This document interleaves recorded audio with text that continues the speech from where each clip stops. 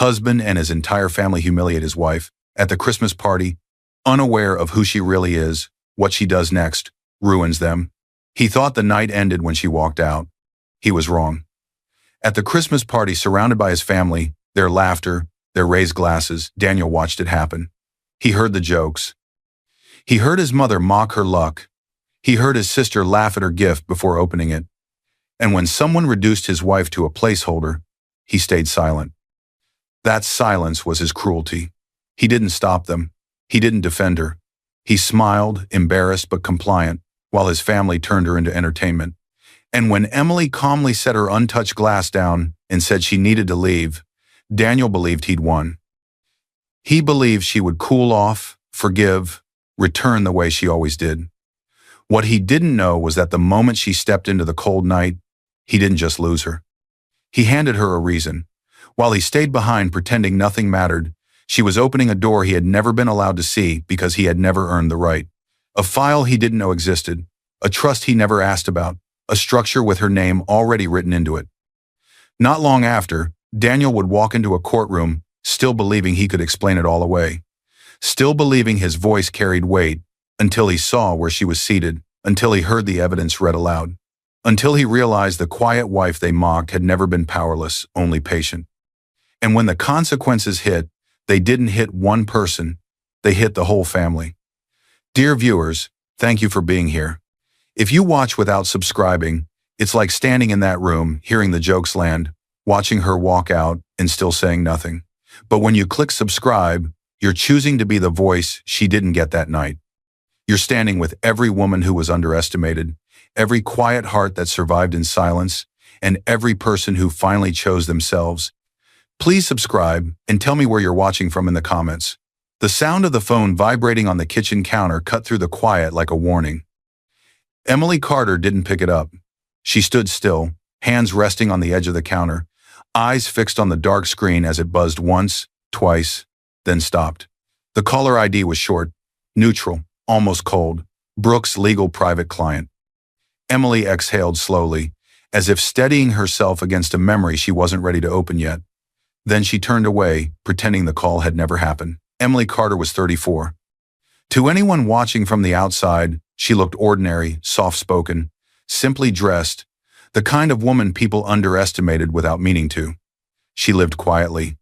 She worked modestly. She smiled politely. And she had learned, very early in life, how to make herself smaller on purpose. That had been a choice.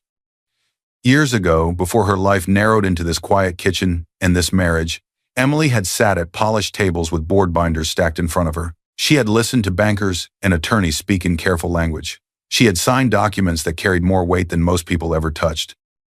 Not because she chased power, but because it was handed to her the day her father died. He had been careful, precise. He taught her how ownership worked, how leverage hid in paperwork, how silence could be stronger than authority. When he passed unexpectedly, Emily inherited more than wealth.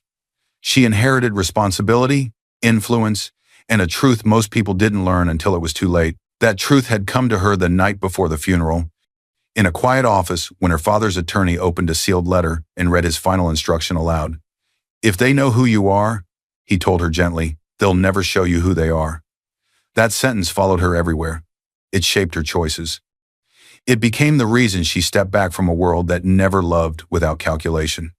So when Emily met Daniel Carter, she didn't tell him everything. Daniel was 36, ambitious, charming in a restless way. He talked about success as if it were something always one step ahead of him. He worried about money openly, almost defensively. He wanted more than he had, but not enough to question where it came from when relief arrived. Emily liked that he didn't ask too many questions. She dressed simply on their first dates, paid for small things quietly. When Daniel struggled, missed opportunities, financial stress, moments of frustration, Emily helped in ways that didn't bruise his pride. Not flashy, not obvious, just steady. She never reminded him, never counted favors, never corrected the assumptions he made about her background. She wanted him to choose her freely. When they married, she carried that choice into their life together. She believed love didn't need witnesses. That devotion didn't need applause. She believed the best relationships were built in private moments no one else ever saw. Daniel said he liked that about her. In the early years, he would squeeze her hand when things went wrong and say, "We'll figure it out." Emily always believed him. She always thought patience would be enough. Now, standing alone in the kitchen, she heard his footsteps behind her. Daniel leaned against the doorway, loosening his tie. He looked tired but excited. There was a restless energy in him that Emily had learned to recognize. "My family called," he said casually. Emily turned, offering him a soft smile. "Is everything okay?" Yeah, it's fine." He hesitated, then added, "They're hosting a big Christmas party this year. Really big. Everyone's coming." Something flickered in Emily's chest. Not fear, not excitement, just awareness. "That sounds nice," she said. Daniel rubbed the back of his neck, avoiding her eyes. "It's kind of important to them. You know how they are." She nodded. She did know. He hesitated again, then laughed lightly, as if trying to soften what came next. "Just don't talk about money, okay? They're sensitive about that stuff." The words landed quietly, but they landed. Emily didn't argue. She didn't question him. She didn't remind him of anything she had done, or hidden, or sacrificed. She simply smiled again. "Of course," she said. Daniel relaxed instantly, as if a problem had been solved. He leaned in, kissed her cheek, and walked away, already distracted by something on his phone. Emily stayed where she was. When the house fell quiet again, she crossed the room and opened a small safe hidden behind a cabinet panel Daniel had never noticed because he had never looked. Inside was a thin, locked folder, unassuming, ordinary to anyone else. But Emily knew what it was. Personal trust summaries, marriage documents, a sealed envelope labeled, "If needed." She didn't open it. She closed the safe gently, as if the papers inside were sleeping. Emily returned to the counter, her eyes drifting back to the phone. The missed call from Brooks Legal still sat there, unanswered. She knew she couldn't keep pretending forever. She just didn't know yet that Christmas would decide everything. And somewhere beyond that invitation, something was already waiting to be exposed. The laugh came first, sharp, public, unnecessary. Emily felt it before she understood it, the sound cutting across the dinner table, followed by a pause that stretched just long enough for discomfort to settle. She lifted her eyes slowly, already knowing who it came from.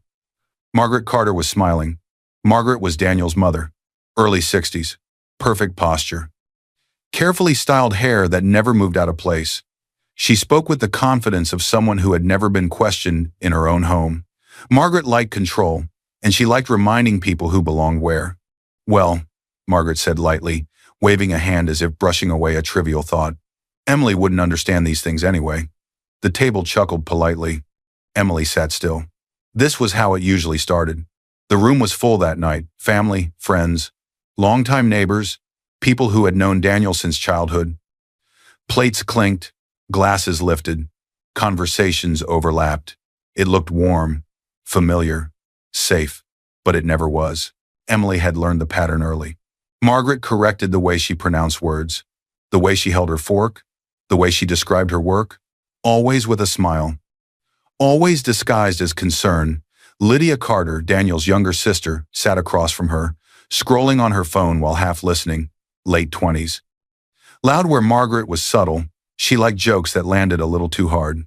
"So what do you actually do again?" Lydia asked suddenly, not looking up. "It's kind of small, right?" Emily opened her mouth to answer. But Robert Carter spoke first. Robert was Daniel's father, quiet, observant. He leaned back in his chair, fingers folded over his stomach, eyes fixed not on Emily, but on Daniel. "So," Robert said, nodding toward his son, "how's work going? Any promotions coming?" Daniel straightened immediately. "Yeah, actually, there might be something soon." Robert smiled, a small, satisfied smirk, as if the answer belonged to him. No one asked Emily anything else. She waited. She always waited, Daniel noticed. Emily knew he did. She saw the flicker of awareness cross his face each time a comment landed wrong. Each time his mother spoke over her. Each time Lydia laughed. But Daniel never stopped it. Instead, he shifted the conversation, asked about sports, complimented the food, changed the subject just enough for the moment to pass without confrontation. Emily told herself that was love, trying to keep peace. She told herself patience would teach them. Between bites of food, Margaret leaned closer to a family friend and said loudly, "Daniel's always been the ambitious one. We're so proud of how far he's come." Emily smiled politely, her hands folded in her lap. She remembered quiet nights when Daniel came home defeated, worried about money, unsure of himself. She remembered covering small bills, encouraging him when he doubted his worth. None of that existed here. At this table, Daniel stood alone. Later, as dessert was served, Lydia leaned toward another guest and whispered just loudly enough, "She's lucky Daniel married her." Emily heard it. She pretended not to. That was her mistake. Or at least, that's what she would later realize. When the evening ended, Emily helped clear plates without being asked. She thanked Margaret for dinner. She hugged people who barely noticed her presence. In the car ride home, Daniel talked about how exhausting his family could be. "They mean well," he said. "You know how they are." Emily nodded, staring out the window. She did know. Weeks passed, then months. The comments never stopped, they just shifted forms, a raised eyebrow, a half smile, a joke that landed a second too late to challenge. And then came the call she wasn't meant to hear. Margaret had dropped by unannounced like she always did, and taken over the living room as if it belonged to her. Margaret stood in the living room one afternoon with speakerphone on, her voice loud and animated because Margaret never spoke as if privacy mattered. "We're hosting Christmas this year," she announced proudly. "A real one. Everyone important will be there." Emily folded laundry down the hall, half hidden behind the doorway, listening without moving. Margaret continued, "It's time we do something proper. You know, to remind people where we stand." Lydia laughed in the background. "This Christmas is going to put her in her place." The words slipped out casually. Too casually. Emily's hands froze mid-fold. She didn't look up. She didn't react. She didn't let anyone see the moment land. But her fingers tightened around her wedding ring until it pressed painfully into her skin. She finished folding the shirt with careful precision. Because now, she understood something she had refused to see before. This wasn't misunderstanding. It was intention. And Christmas wasn't going to be a celebration. It was going to be a stage. After that day, Daniel changed in smaller ways that were harder to name. Later nights, shorter answers, a phone that never faced up anymore. Emily didn't accuse. She just watched. And then, one night, the watching finally paid off. The phone lit up in the dark like a quiet accusation. Emily froze at the edge of the bed, breath caught halfway between inhale and exhale. The room was still, too still. The soft sound of water running from the bathroom told her Daniel was in the shower, close enough to hear, far enough not to see. The screen glowed once. Then again, Emily hadn't touched Daniel's phone. She didn't need to. A message preview was already reflected mirrored on the shared tablet on her nightstand, the one Daniel had connected months ago for convenience and then forgot existed. The preview flashed, clean and sharp against the black. "I hate pretending I don't matter." No name, no photo, just the words. Emily stared at them longer than she should have. Her first instinct wasn't anger. It wasn't fear. It was something colder. Awareness. The kind that settles slowly, like a weight shifting into place. She didn't open the message. She didn't tap the thread. She didn't scroll. Emily had learned long ago that rushed conclusions were often wrong. Patterns, however, never lied. Over the past few weeks, Daniel had been changing, but not in ways dramatic enough to accuse. He stayed late more often. He laughed at messages he didn't explain. His phone was always face down now, as if by habit. When Emily asked simple questions, his answers came sharper than before. "Why are you checking on me?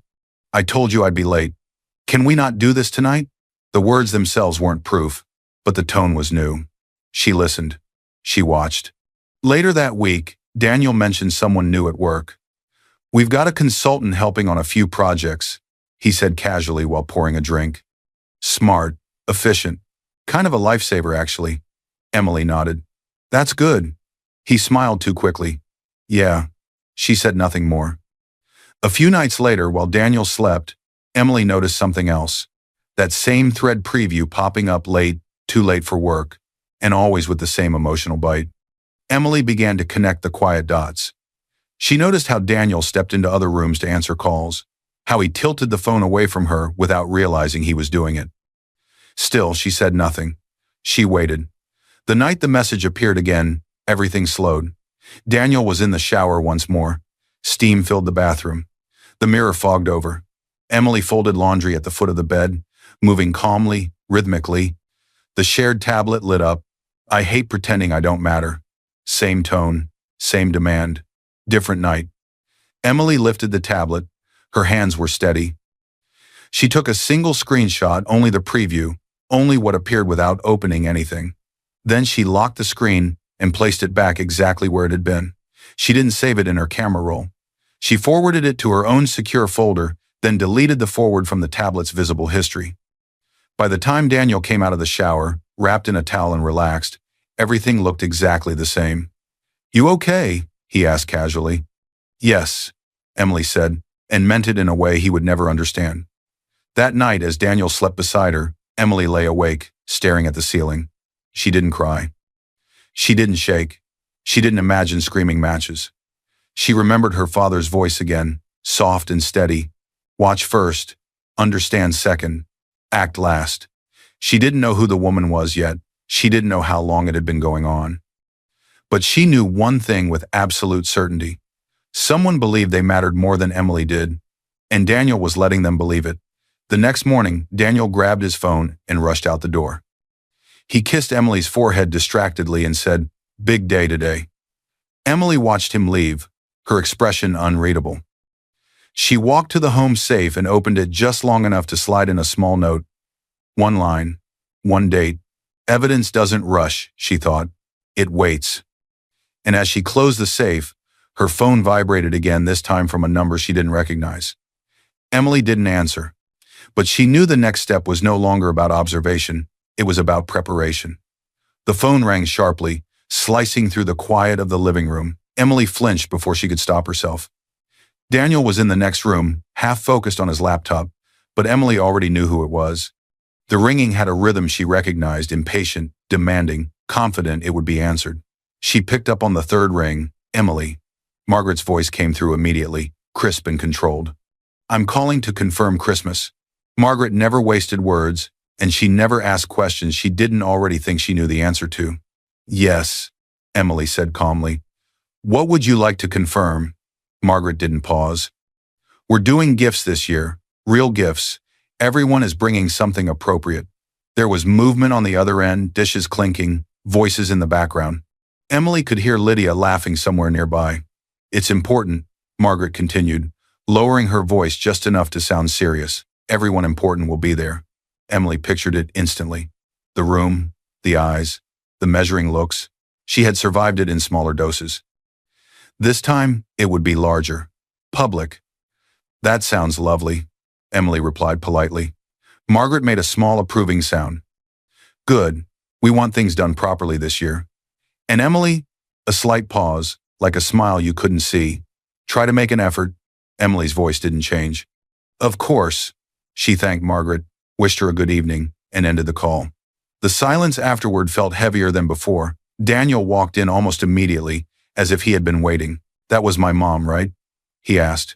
"Yes," Emily said. He sighed, rubbing his face. "She's been stressing about this party for weeks." Emily studied him quietly. His shoulders were tense, his eyes avoided hers. He hesitated, then smiled in a way meant to feel light. "Just don't embarrass me, okay?" The words hung in the air. Emily felt them land not sharply but deeply.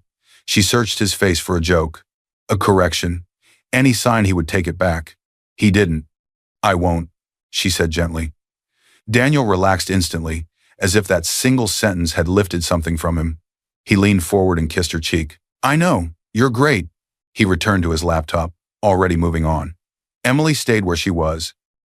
In that moment, something shifted inside her, not anger, not sadness, understanding. He was more afraid of his family's judgment than of losing her respect. That realization hurt more than anything Margaret had ever said. Later that evening, Emily stood alone in a quiet store aisle, holding two gifts in her hands. One was expensive, elegant, impossible to ignore, the kind of gift that would change the temperature of a room. The other was simple, thoughtful, easy to dismiss. The kind of gift people mocked when they wanted permission to mock you. She stared at them for a long time. Then she chose the simple one. At home, she placed it carefully into a gift bag and set it by the door. In her bedroom, she opened her purse and touched the edge of a manila envelope tucked inside. Her fingers paused. For a moment, she considered taking it out. She didn't.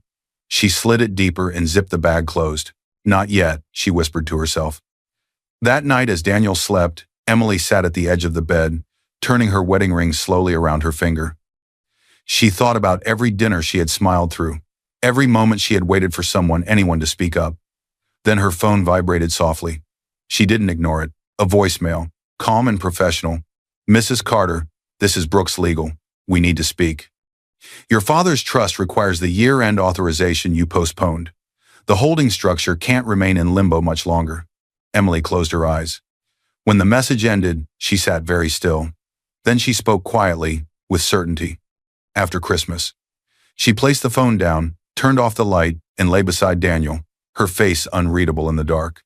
Outside, the calendar moved closer to December, and somewhere between gift bags and polite smiles, the line had been crossed. Christmas was no longer a date. It was a deadline. The front door opened, and the noise hit Emily all at once. Laughter, music, voices overlapping sharp and bright. The house was full, too full. Lights reflected off polished surfaces, glasses clinked, people hugged and talked loudly, as if being heard mattered more than being kind. Emily stepped inside and felt invisible immediately. Not because of what she wore. Her dress was simple, elegant, chosen carefully. She felt invisible because people looked past her through her like she was part of the background furniture, a wife-shaped space, nothing more. Daniel walked ahead of her, already smiling, already in his element. He shook hands, accepted compliments, laughed easily. Margaret and Robert stood near the center of the room, like hosts at a performance, smiling for guests, tracking status, collecting admiration. Margaret noticed Emily last. She smiled, the kind of smile that never reached her eyes. "Emily," she said, lightly touching her arm, "you made it," as if there had been doubt. Robert nodded once in acknowledgement, then turned back to a man asking Daniel questions about work. As usual, Robert spoke to his son, not his daughter-in-law, about money, projects, and future plans. Emily stood beside Daniel, listening quietly. Margaret had insisted Daniel bring someone impressive from work, proof he was climbing, proof the family still mattered in the rooms that counted. Daniel had agreed too quickly, desperate for approval, and whoever the woman was, she had arrived with the confidence of someone who expected to be welcomed. And then Emily felt it before she fully saw it. The woman standing just a little too close. She laughed at Daniel's jokes before he finished them. She nodded as if she already knew the stories. She wore confidence, easily professional, polished, familiar in a way that didn't match co-worker.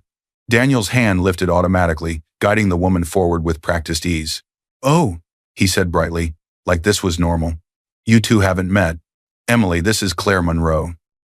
She's the consultant I told you about. Claire, this is my wife." There it was, the name, the role, the lie dressed as introduction. Emily's stomach tightened. Claire's eyes swept over Emily, calm and assessing. Then she smiled.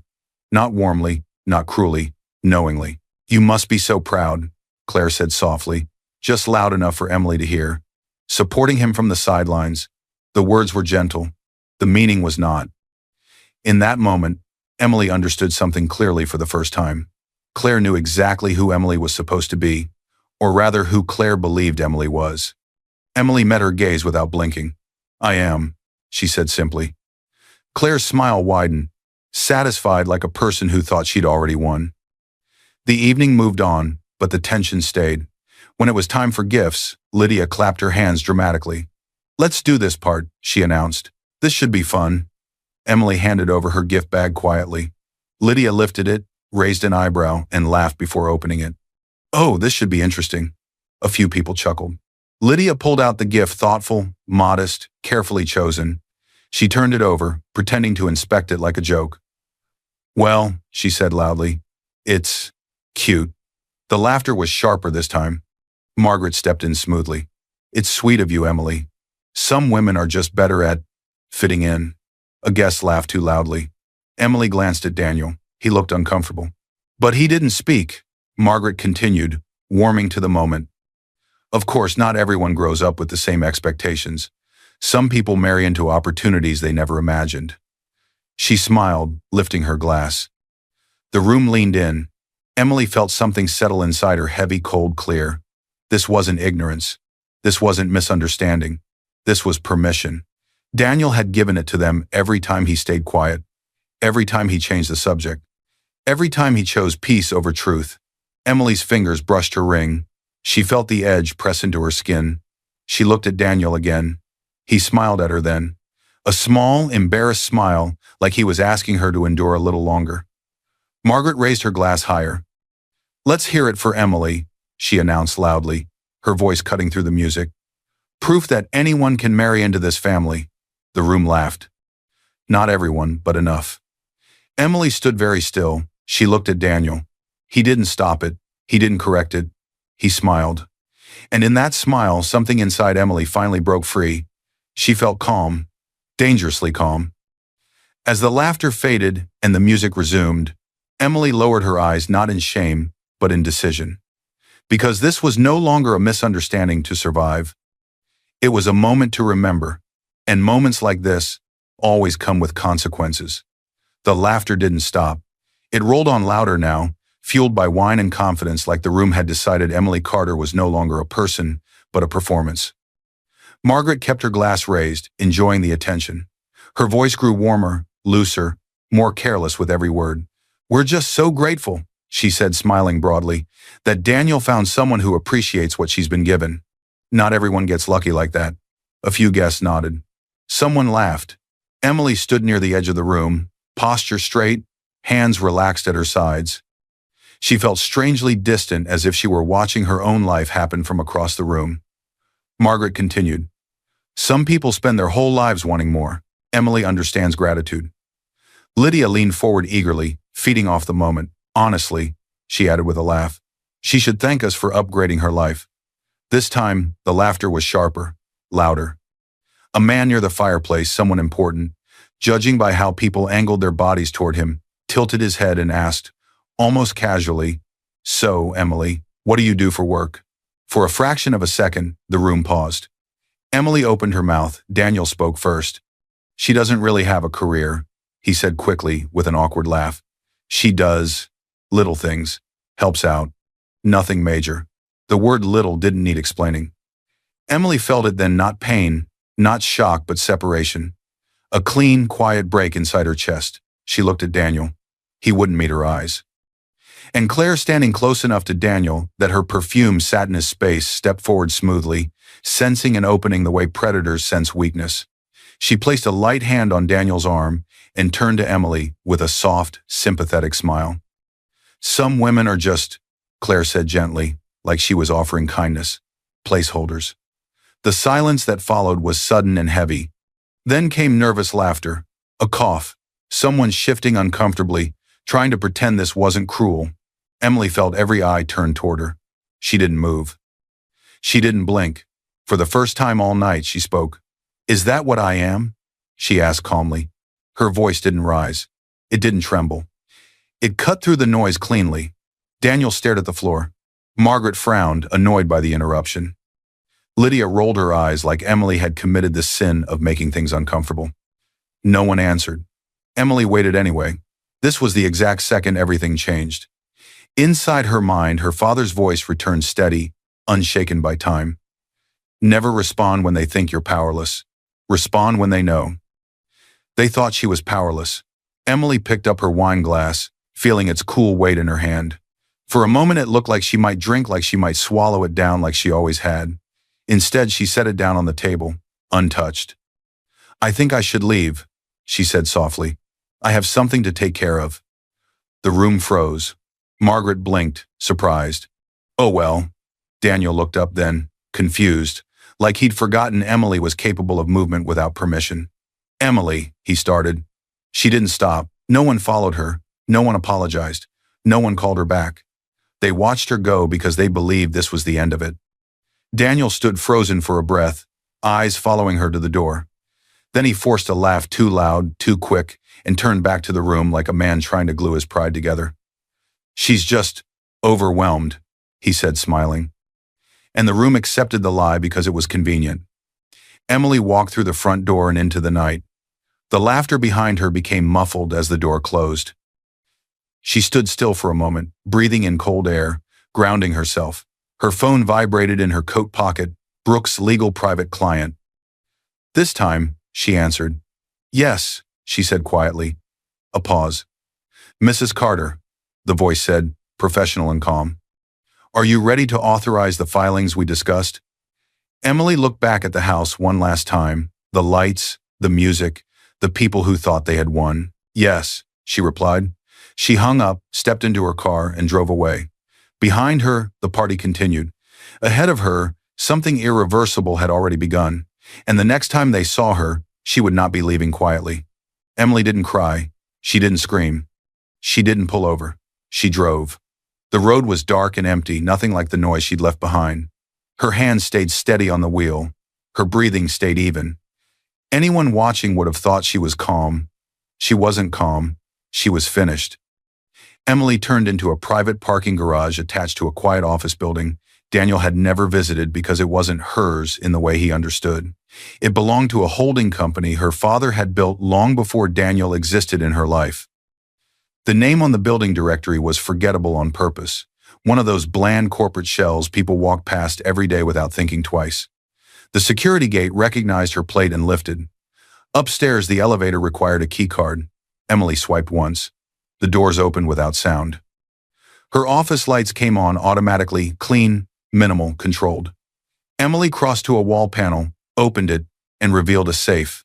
Not dramatic, not cinematic, just real. She entered a code. The safe unlocked with a quiet click. Inside were the pieces of her life she'd kept separate by design. Trust summaries and separate property documentation. A signed prenuptial agreement Daniel had never read carefully enough to understand. A sealed contingency folder her father's attorneys had prepared years ago, and a small external drive labeled in her father's handwriting, "If you need to protect yourself." Emily laid everything out on the desk, one piece at a time. Then came what she'd collected without drama. Screenshots of message previews, dates, times. And the part that made this bigger than heartbreak wasn't a guess, it was traceable. Maya had already been working quietly for weeks, activated the moment Emily forwarded that first screenshot.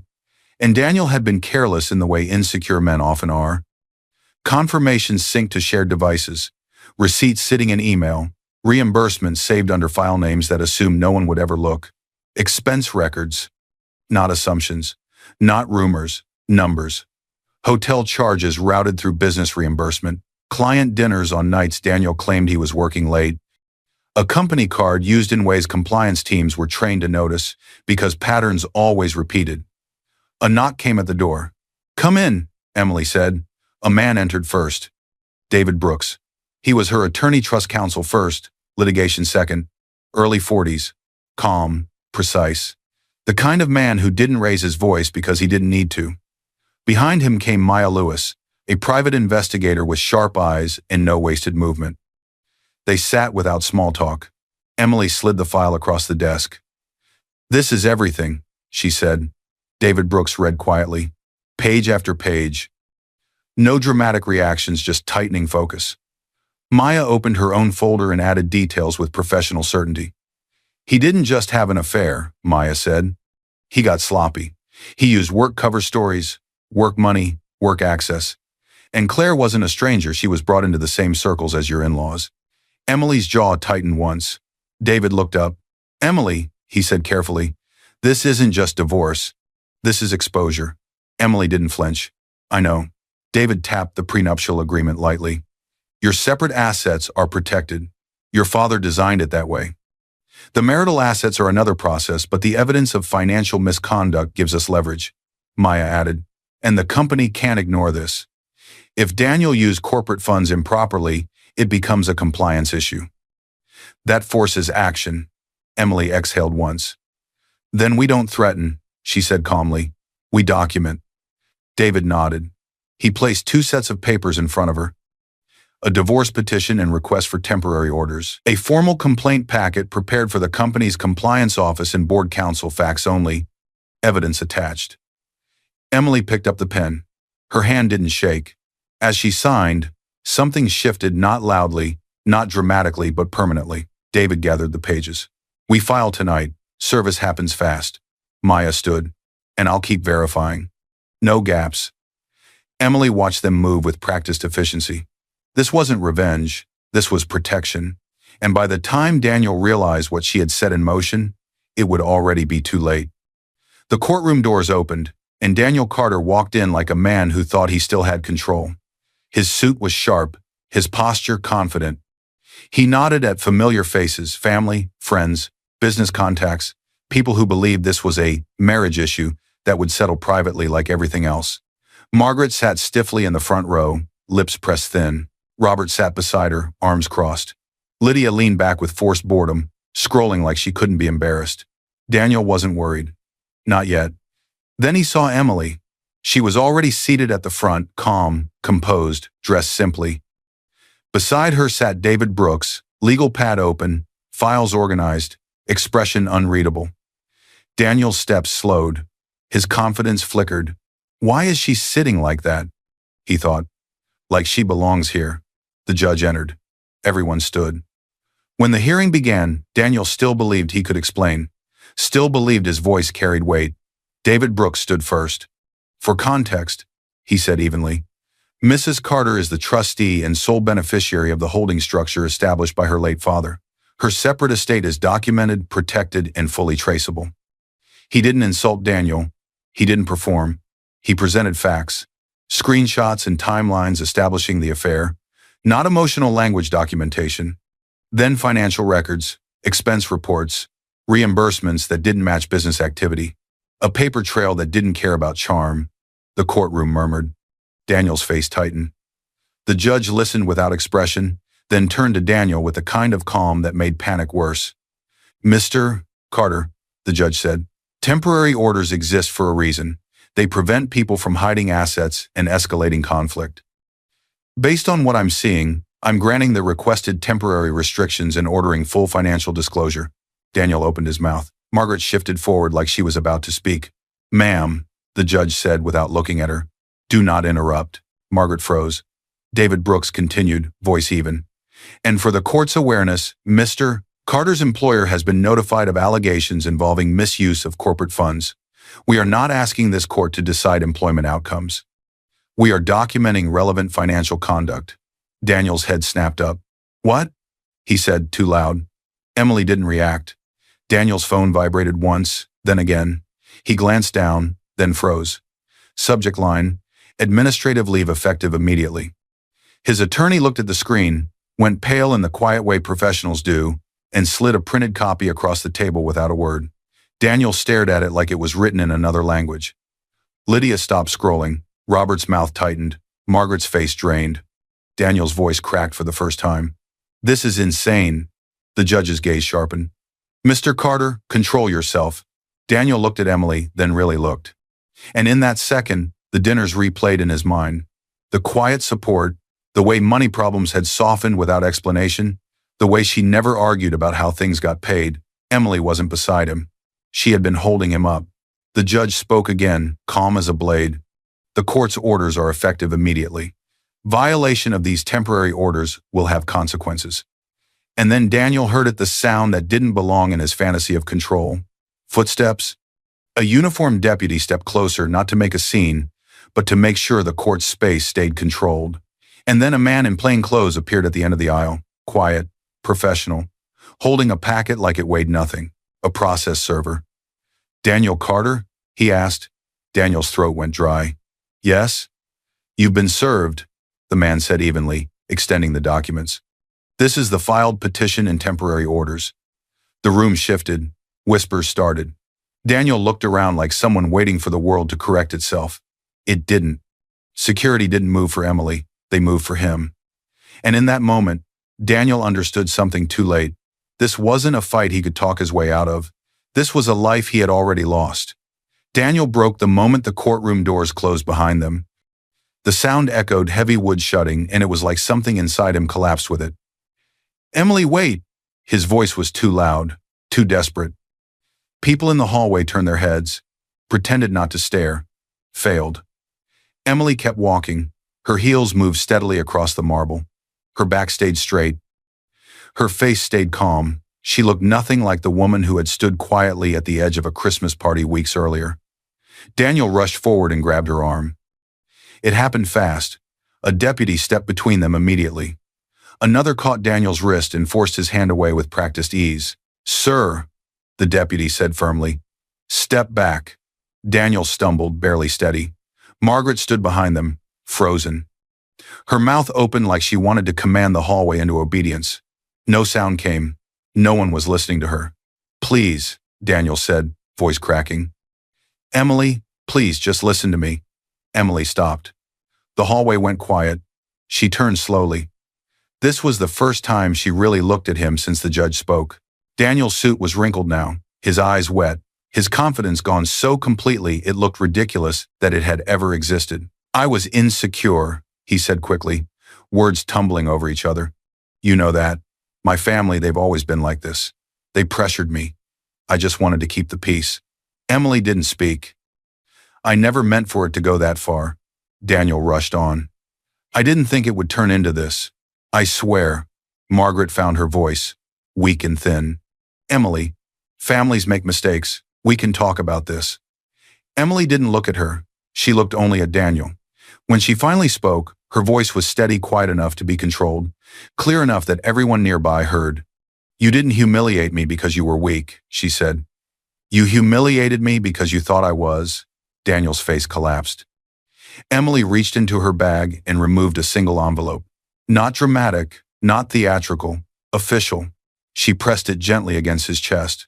"What's that?" he whispered. "Your copies," Emily said. "The petition, the temporary orders, the financial disclosures you're required to provide, and the notice from your employer." Daniel's hands shook as he opened it. He didn't need to read every line to understand what it meant. This wasn't a fight, it was a process, and it was already moving without him. "No," he whispered. "Emily, please." He sagged, knees weakening like his body couldn't hold the truth. The deputy's grip tightened. "Sir," the deputy said firmly, "step back, now. You are not to touch her." Daniel looked at Emily one last time, begging. Broken, small, Emily didn't answer. She didn't comfort him. She didn't explain again. She didn't need to. She turned away and walked past him. She didn't slow down. She didn't look back. Behind her, Daniel was escorted down the hallway, his protests fading into the sterile quiet of a building built for consequences. Margaret stood in place, watching everything she thought she controlled collapse without a single person stepping in to save her. Emily pushed through the exit doors and stepped outside. The air felt different out there, lighter. Her phone buzzed once. A message from David Brooks. Filed. Served. Orders granted. We move next. Emily slipped the phone back into her bag and kept walking, steps unhurried, expression unreadable. This chapter was closed. But the consequences were still finishing their work. Months later, the pen met paper with a quiet, final scrape. Emily's signature dried beneath the last line, sealing decisions that couldn't be undone and no longer needed to be justified. The room was quiet except for the soft hum of the building, steady, controlled, secure. Across the desk, folders were stacked neatly. Not chaos, not revenge. Just outcomes. Emily didn't rush. She read every page. She always did. This was her office, now fully hers, without apology. Bright lines, minimal design. No personal photos, no reminders of a life that had required her to shrink. David Brooks sat across from her, calm as ever. He slid the final document forward. "That's the last authorization," he said. "Corporate operations are stabilized. No loose ends." Emily nodded and signed. Maya Lewis stood near the window, arms crossed, eyes sharp. Her work was done too. The investigation had closed quietly, but completely, no rumors left unverified, no evidence left unsecured. "They're still trying to reach you," Maya said. "The family. Not Daniel, the others." Emily didn't look up. "They won't." Maya nodded once, understanding. When they left, the door closed softly behind them. No echo, no drama. In the months since the courtroom, Daniel's family had fractured under the weight of truth they could no longer control. Margaret withdrew from public events she once hosted like a throne room. Robert stopped returning calls from the same people he used to impress. Lydia disappeared from the social spaces that once celebrated her voice. Claire Monroe vanished the moment consequences became real, because people like that were only brave when they thought the cost would land on someone else. And Daniel? His name didn't open doors anymore. It closed them. Emily stood alone in the center of the office, breathing in the quiet. She crossed the room and opened the wall panel where the safe was hidden. This time, there was no hesitation. The safe was empty. No secrets, no emergency folder, no silence waiting to be used. She closed it and turned the lock with a soft click. Emily rested her hand against the safe door for a moment. Memories flickering, family dinners she endured, words she swallowed, patience she mistook for love. She had once believed staying quiet would protect what mattered. She had been wrong. She walked to the window and looked out, not searching for anything, just seeing clearly. Her reflection in the glass looked different now, not harder, just whole. In her mind, her father's voice returned not as warning, but reassurance. "You don't owe anyone your silence." Emily smiled faintly. She turned off the lights, picked up her coat, and walked out without looking back. Outside, the evening was calm, ordinary, exactly how she liked it. As she stepped forward, she thought not with anger, not with regret, but with clarity. They thought humiliation would make me small, but all it did was remind me who I was before I chose silence. She kept walking, because the truth was simple: never mistake kindness for permission. And somewhere behind her, a door closed quietly for good. I hope you enjoyed watching this story as much as I enjoyed creating it. Like, share, and comment on the lessons you've learned. Let me know where you're watching from in the comments below. I'll see you in my next video.